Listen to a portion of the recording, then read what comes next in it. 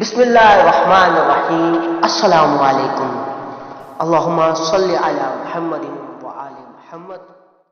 آج کی ہماری ویڈیو کا موضوع ثانی زہرا حضرت بنت سلام اللہ علیہا کا دربار یزید میں خطبہ ہے۔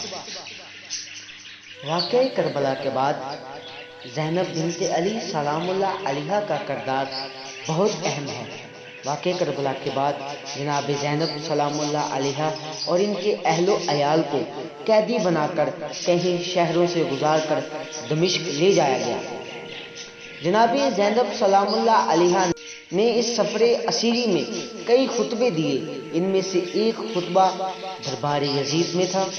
ان کے دیگر فصاحت و بلاغت سے بھرپور خطبات کی طرح ان کا یہ خطبہ بہت مشہور ہوا، جس نے یزید کے دربار پر لذت طاری کر دیا تھا۔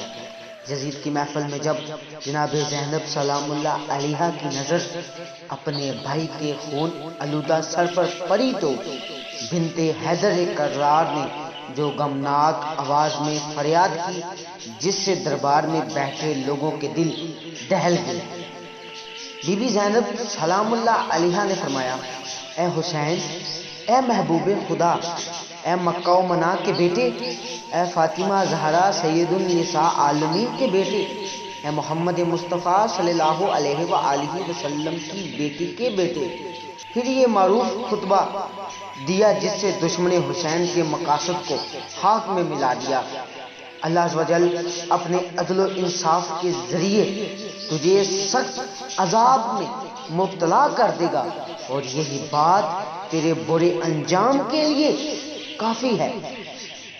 ان قریب وہ لوگ بھی اپنے انجام کو پہنچ جائیں گے جنہوں نے تیرے لیے ظلم و استبداد کی بنیادیں مضبوط کی اور تیری آمرانہ سلطنت کی بساط بچا کر تجھے اہل اسلام پر مسلط کر دیا۔